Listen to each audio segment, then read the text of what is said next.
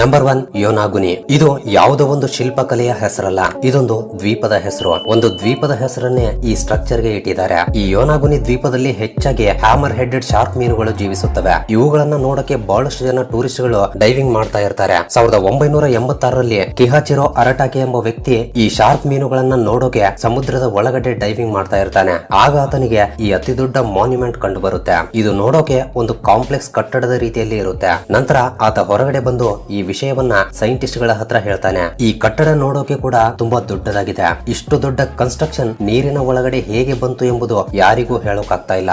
ಇದನ್ನ 3000 ವರ್ಷಗಳ ಹಿಂದೆ ಭೂಮಿಯ ಮೇಲೆ ಕಟ್ಟಿರಬಹುದು. ನಂತರ ನ್ಯಾಚುರಲ್ ಡಿಸಾಸ್ಟರ್ ಗಳ ಕಾರಣದಿಂದ ಅದು ನೀರಿನಲ್ಲಿ ಮುಳುಗಿ ಹೋಗಿರಬಹುದು ಎಂದು ಕೆಲವು ಜನ ಹೇಳ್ತಾ ಇದ್ರೆ, ರಾಬರ್ಟ್ ಸ್ಕಾಚ್ ಎಂಬ ಒಬ್ಬ ಜಿಯಾಲಜಿಸ್ಟ್ ಮಾತ್ರ ಇದು ನೀರಿನಲ್ಲೇ ನ್ಯಾಚುರಲ್ ಆಗಿ ಫಾರ್ಮ್ ಆಗಿದೆ, ನೀರಿನಲ್ಲಿರುವ ಸ್ಯಾಂಡ್ ಸ್ಟೋನ್ ಗಳ ಕಾರಣದಿಂದ ಇದಕ್ಕೆ ಈ ಶೇಪ್ ಬಂದಿದೆ ಅಂತ ಹೇಳ್ತಾ ಇದ್ದಾನೆ. ಹಾಗಾದ್ರೆ ಇದರ ಮೇಲೆ ಬಂದಿರುವ ಚಿತ್ರಗಳು ಹೇಗೆ ಬಂದವು ಅಂತ ಕೇಳಿದ್ರೆ, ಅವು ಚಿತ್ರಗಳಲ್ಲ, ಕಲ್ಲುಗಳು ಒಂದಕ್ಕೊಂದು ಉಜ್ಜಿಕೊಂಡು ಏರ್ಪಟ್ಟಿರುವ ಸ್ಕ್ರಾಚಸ್ ಎಂದು ಹೇಳ್ತಾ ಇದ್ದಾನೆ. ಈತ ಹೇಳೋದು ಕರೆಕ್ಟೇ ಅಂತ ಜರ್ಮನ್ ಜಿಯಾಲಜಿಸ್ಟ್ ಕೂಡ ಸಪೋರ್ಟ್ ಮಾಡ್ತಾ ಇದ್ದಾನೆ. ಇದನ್ನ ಮನುಷ್ಯರೇ ಕಟ್ಟಿದ್ದಾರೆ ಅನ್ನೋದಕ್ಕೆ ಯಾವುದೇ ರೀತಿಯ ಆಧಾರಗಳು ಇಲ್ಲದೆ ಇರೋದ್ರಿಂದ ಇವರ ಮತ್ತೆ ಫೈನಲ್ ಆಗಿದೆ. ಬಟ್ ನೀವೇ ಒಂದ್ಸಲ ಚೆನ್ನಾಗಿ ಗಮನಿಸಿ, ನಿಜವಾಗ್ಲೂ ಇದು ನ್ಯಾಚುರಲ್ ಆಗಿ ಕ್ರಿಯೇಟ್ ಆಗಿದೆಯಾ ಅಥವಾ ಮನುಷ್ಯರು ಯಾರಾದ್ರೂ ಕ್ರಿಯೇಟ್ ಮಾಡಿರ್ಬೋದಾ? ಕೆಳಗಡೆ ತಪ್ಪದೆ ಕಮೆಂಟ್ ಮಾಡಿ ತಿಳಿಸಿ.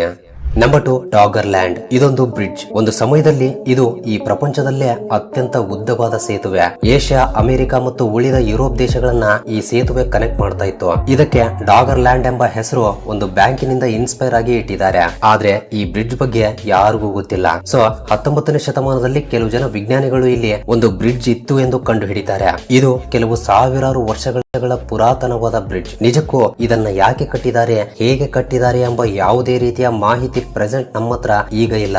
ಇಂದಿಗೂ ಕೂಡ ಈ ಬ್ರಿಡ್ಜ್ ಬಗ್ಗೆ ಒಂದು ಮಿಸ್ಟ್ರಿ ಹಾಗೆಯೇ ಹರಿದಾಡ್. Number 3 lion city, China.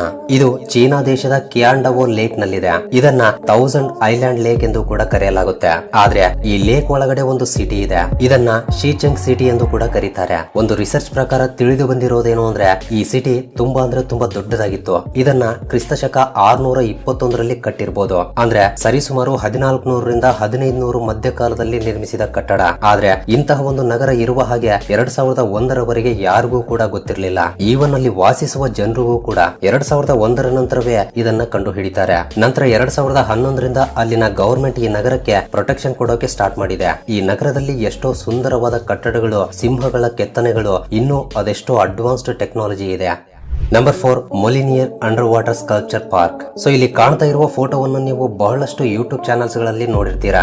ಬಹಳಷ್ಟು ಜನ ಇದೊಂದು ಪುರಾತನವಾದ ಕಟ್ಟಡ, ಅದು ಇದು ಅಂತ ಅವರಿಗೆ ತಿಳಿದದ್ದು ಹೇಳ್ತಾ ಇರ್ತಾರೆ. ಆದ್ರೆ ನಿಜ ಹೇಳ್ಬೇಕು ಅಂದ್ರೆ ಇದೊಂದು ಆರ್ಟ್ ಅಂಡ್ ಇದು ಮ್ಯೂಸಿಯಂ ಟೈಪ್ ನಲ್ಲಿ ಇರುತ್ತೆ. ಇದು Caribbean sea of the west coast of ಗ್ರೆನಡಾದಲ್ಲಿದೆ. ಇದನ್ನ ಜನರು ಬಂದು ನೋಡೋಕೆ ಮೇ 2006ರಿಂದ ಪರ್ಮಿಷನ್ ಅನ್ನ ಕೊಟ್ಟಿದ್ದಾರೆ. ಇದನ್ನ ಜೇಸನ್ ಡೆಕಾಯರ್ಸ್ ಎಂಬ ವ್ಯಕ್ತಿ ಡಿಸೈನ್ ಮಾಡಿದ್ದಾನೆ. ಈ ಎಲ್ಲಾ ಶಿಲೆಗಳು ಒಂದರ ಕೈಯನ್ನ ಒಂದು ಹಿಡಿದುಕೊಂಡು ನಿಂತಿರುವ ಹಾಗೆ ಈ ರೀತಿ ನಮಗೆ ಇಷ್ಟು ಅದ್ಭುತವಾಗಿ ಕಾಣಿಸುತ್ತೆ. ಈ ಶಿಲೆಗಳನ್ನ ನೋಡಿ ಬಹಳಷ್ಟು ಜನ ಡಿಬೇಟ್ಸ್ ಕೂಡ ಮಾಡಿದ್ದಾರೆ. ಅಷ್ಟೇ ಅಲ್ಲದೆ ಬಹಳಷ್ಟು ಕಾಂಟ್ರವರ್ಸಿಸ್ ಕೂಡ ನಡೆದಿವೆ. ಬಟ್ ಏನೇ ಆದ್ರೂ ಕೂಡ ಇದೊಂದು ಅಂಡರ್ ವಾಟರ್ ನಲ್ಲಿ ಕ್ರಿಯೇಟ್ ಮಾಡಿರುವ ಆರ್ಟ್. Number 5 ಆಂಟಿಕಿಥೆರಾ mechanism. ಸರಿಸುಮಾರು 120 ವರ್ಷಗಳ ಹಿಂದೆ ಕೆಲವು ಜನ ಮೆಡಿಟೇರಿಯನ್ ಸಮುದ್ರದಲ್ಲಿ ಡೈವಿಂಗ್ ಮಾಡ್ತಾ ಇರ್ತಾರೆ. ಇವ್ರ ಕೆಲಸ ಏನು ಅಂದ್ರೆ, ಸಮುದ್ರದ ಒಳಗಡೆ ಯಾವ್ದಾದ್ರು ಅತ್ಯಂತ ಬೆಲೆ ಬಾಳುವ ವಸ್ತುಗಳು ಸಿಕ್ಕರೆ ಅವುಗಳನ್ನ ಮ್ಯೂಸಿಯಂ ಗಳಿಗೆ ಅಥವಾ ಸ್ಟೋರ್ಸ್ ಗಳಿಗೆ ಮಾರಿ ಬಿಡ್ತಾರೆ. ಒಂದು ದಿನ ಅವರಿಗೆ ಸಮುದ್ರದ ಒಳಗಡೆ ಒಂದು ಹಡಗು ಕಾಣಿಸ್ಕೊಳ್ಳುತ್ತೆ. ಆ ಹಡಗು ಮುಳುಗಿ ಹೋಗಿ ಬಹಳಷ್ಟು ವರ್ಷಗಳು ಕಳೆದು ಹೋಗಿರುತ್ತೆ. ಸೊ ಇವರು ಆ ಶಿಪ್ ಒಳಗಡೆ ಹೋಗ್ತಾರೆ. ಆಗ ಅವರಿಗೆ ಒಂದು ಗಡಿಯಾರದಂತಹ ವಸ್ತು ಸಿಗುತ್ತೆ. ಇದನ್ನ ಆಂಟಿಕಿಥೆರಾ ಮೆಕಾನಿಸಂ ಎಂದು ಕರೀತಾರೆ. ಮೇ 17, 1902ರಲ್ಲಿ ಇದರ ಮೇಲೆ ಒಂದು ಪರಿಶೋಧನೆ ಕೂಡ ಮಾಡ್ತಾರೆ. ಬಟ್ ಅವರಿಗೆ ಏನು ಅರ್ಥವಾಗಲ್ಲ. ಯಾಕೆಂದ್ರೆ 1902ರಲ್ಲಿ ಇರುವ ಟೆಕ್ನಾಲಜಿ ಅಷ್ಟೊಂದು ಡೆವಲಪ್ ಆಗಿರಲ್ಲ. ನಂತರ 1960ರಲ್ಲಿ ಮತ್ತೆ ಇದನ್ನ ತೆಗೆದು ಇದರ ಮೇಲೆ ಪರಿಶೋಧನೆಗಳನ್ನ ಮಾಡ್ತಾರೆ. ಇದನ್ನ ಎಕ್ಸ್ರೇ ಸಹಾಯದಿಂದ ಸ್ಟಡಿ ಮಾಡಿದ ಮೇಲೆ ಗೊತ್ತಾಗುತ್ತೆ ಇದರ ಒಳಗಡೆ ಗಡಿಯಾರದಲ್ಲಿರುವಂತಹ ನೀಡಲ್ಸ್ ಗಳು ಅಂದ್ರೆ ಚಕ್ರಗಳು ಕಂಡು ಬರುತ್ತವೆ. ಅದರ ಮೇಲೆ ಗ್ರೀಕ್ ಭಾಷೆಯಲ್ಲಿ ಏನೋ ಬರೆಯಲಾಗಿದೆ. ಇದರಲ್ಲಿ ನಾವು ಡೇಟ್ ಸೆಟ್ ಮಾಡಿದ್ರೆ ಸೂರ್ಯಗ್ರಹಣ ಮತ್ತು ಚಂದ್ರಗ್ರಹಣಗಳು ಯಾವಾಗ ಬರುತ್ತವೆ ಎಂಬುದನ್ನ ಎಕ್ಸಾಕ್ಟ್ ಆಗಿ ಹೇಳುತ್ತೆ. ಸೊ ಮತ್ತೆ 2000 ವರ್ಷದಲ್ಲಿ ಇದರ ಮೇಲೆ ರಿಸರ್ಚ್ ಮಾಡಿ ನೋಡಿದ್ರೆ ಇದು ಕೇವಲ ಸೂರ್ಯಗ್ರಹಣ ಮತ್ತು ಚಂದ್ರಗ್ರಹಣವನ್ನ ಅಷ್ಟೇ ಅಲ್ಲ, ಇದರಲ್ಲಿ ಟೈಮ್ ಸೆಟ್ ಮಾಡಿದ್ರೆ ಪ್ರೆಸೆಂಟ್ ಯಾವ ಗ್ರಹ ಯಾವ ಪೊಸಿಷನ್ ನಲ್ಲಿದೆ ಎಂಬುದನ್ನು ಕೂಡ ಹೇಳುತ್ತೆ. ಸೊ ಕೆಲವು ನೂರಾರು ವರ್ಷಗಳ ಹಿಂದೆ ಇಷ್ಟೊಂದು ಅದ್ಭುತವಾದ ಟೆಕ್ನಾಲಜಿ ಇರೋದು ತುಂಬಾ ಆಶ್ಚರ್ಯಪಡಿಸುವ ಸಂಗತಿಯೇ. Number 6 Michigan Stonehenge. ನೀವು ನಾರ್ಮಲ್ ಸ್ಟೋನ್ ಹೆಂಜ್ ಗಳನ್ನ ನೋಡಿರ್ತೀರಾ. ಈ ರೀತಿ ದೊಡ್ಡ ದೊಡ್ಡ ಕಲ್ಲುಗಳು ಯಾರೋ ಕೆತ್ತಿರುವ ಹಾಗೆ ಈ ರೀತಿ ಒಂದರ ಮೇಲೆ ಒಂದು ನಿಂತಿರುತ್ತವೆ. ಸರಿ, ಹಾಗಾದ್ರೆ ಭೂಮಿಯ ಮೇಲೆ ಇರುವ ಕಲ್ಲುಗಳನ್ನ ಯಾರಾದ್ರೂ ಕೆತ್ತಿರಬಹುದು ಅಂತ ಅಂದ್ಕೊಳ್ಳೋಣ. ಆದ್ರೆ 2007ರಲ್ಲಿ ಅಮೆರಿಕದ ಮಿಚಿಗನ್ ಎಂಬ ಜಾಗದಲ್ಲಿ ಸೈಂಟಿಸ್ಟ್ ಗಳು ಒಂದು ಸ್ಟೋನ್ ಅನ್ನು ಡಿಸ್ಕವರ್ ಮಾಡ್ತಾರೆ. ಈ ಕಲ್ಲಿನ ತೂಕ ಕೆಲವು ಟನ್ಗಳಷ್ಟಿರುತ್ತೆ. ಇದು 10,000 ವರ್ಷಗಳಷ್ಟು ಪುರಾತನವಾದದ್ದು ಎಂದು ತಿಳಿದು ಬಂದಿದೆ. ಆದ್ರೆ ಇದು ಈ ನೀರಿನ ಒಳಗಡೆ ಹೇಗೆ ಬಂತು ಎಂಬುದು ಒಂದು ಮಿಸ್ಟರಿಯಾಗಿಯೇ ಉಳಿದು ಹೋಗಿದೆ.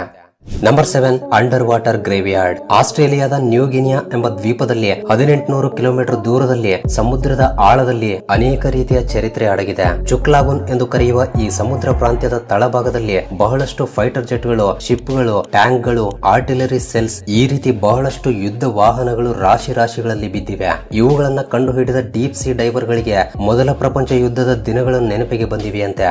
ಅಮೆರಿಕ ಸೈನ್ಯ ಹೇಲ್ ಸ್ಟ್ರೋಮ್ ಹೆಸರಿನಿಂದ ಜಪಾನ್ ದೇಶದ 40 ಶಿಪ್ ಗಳನ್ನ, 2 ಲೈಟ್ ಕ್ರೂಸ್ ಗಳನ್ನ, 4 ಡಿಸ್ಟ್ರಾಯ್ಡ್ ಶಿಪ್ ಗಳನ್ನ, 9 ಆರ್ಟಿಲರಿ ಶಿಪ್ ಗಳನ್ನ, 24ಕ್ಕೂ ಅಧಿಕ ಕಾರ್ಗೋ ಶಿಪ್ ಗಳನ್ನ, ಸುಮಾರು 250 ಏರ್ ಕ್ರಾಫ್ಟ್ ವಿಮಾನಗಳನ್ನ ನಾಶ ಮಾಡುತ್ತೆ. ಇಂದಿಗೂ ಕೂಡ ಈ ಚುಕ್ಲಾಗುನ್ ಪ್ರಾಂತ್ಯವನ್ನ ಅಂಡರ್ ವಾಟರ್ ಗ್ರೇವ್ಯಾರ್ಡ್ ಎಂಬ ಹೆಸರಿನಿಂದ ಕರೆಯಲಾಗುತ್ತೆ. ಕೆಲವು ಸಾವಿರಾರು ಜನರ ಪ್ರಾಣಗಳು ಕ್ಷಣದಲ್ಲಿ ಈ ಸಮುದ್ರದಲ್ಲಿ ಸೇರಿಬಿಟ್ಟಿವೆ. Number 8 senate ಆಂಜೆಲಿಟಾ.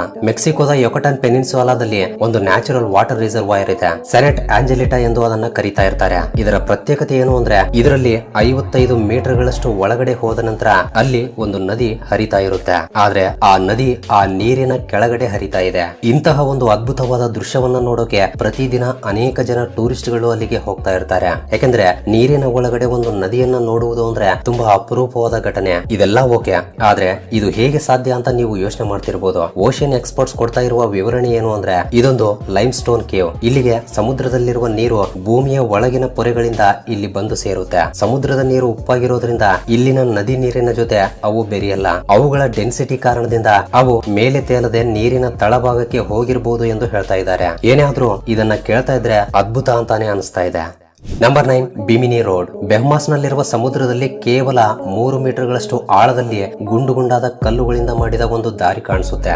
ಯಾವುದೋ ಒಂದು ಗೊತ್ತಿರದ ಪ್ರದೇಶಕ್ಕೆ ಆ ದಾರಿ ಕನೆಕ್ಟ್ ಆಗಿದೆ. ಬಿಮಿನಿ ದ್ವೀಪಕ್ಕೆ ಸಮೀಪದ ಸಮುದ್ರದಲ್ಲಿ 1 ಕಿಲೋಮೀಟರ್ ದೂರದಲ್ಲಿರುವ ಈ ದಾರಿಯನ್ನ ಬಿಮಿನಿ ರೋಡ್ ಎಂದು ಕೂಡ ಕರೆಯಲಾಗುತ್ತೆ. 1930ರಲ್ಲಿ ಮೊದಲ ಬಾರಿ ಇದನ್ನ ಕಂಡು ಹಿಡಿದಾಗ ಅನೇಕ ಕಥೆಗಳು ಹರಿದಾಡ್ತಾ ಇರುತ್ತವೆ. ಇದು ಸಹಜವಾಗಿಯೇ ಅಂದ್ರೆ ನ್ಯಾಚುರಲ್ ಆಗಿಯೇ ಏರ್ಪಟ್ಟಿರುವ ದಾರಿ ಎಂದು ಕೆಲವರು ಹೇಳ್ತಾ ಇದ್ರೆ, ಈಜಿಪ್ಟಿನ ರಾಜರು ಸಮುದ್ರದಲ್ಲಿರುವ ಅಟ್ಲಾಂಟಿಕ್ ಸಿಟಿಗೆ ಹೋಗೋಕೆ ಹಾಕಿರುವ ದಾರಿ ಎಂದು ಇನ್ನೂ ಕೆಲವು ಜನರು ಹೇಳ್ತಿದ್ದಾರೆ. ಅದಕ್ಕಾಗಿಯೇ ಈ ಬಿಮಿನಿ ಎಂಬ ದಾರಿ ಆಗಿನ ಸಮಯದಲ್ಲಿ ಜಾಸ್ತಿ ಕಾಂಟ್ರವರ್ಸಿಗೆ ಗುರಿಯಾಗಿತ್ತು.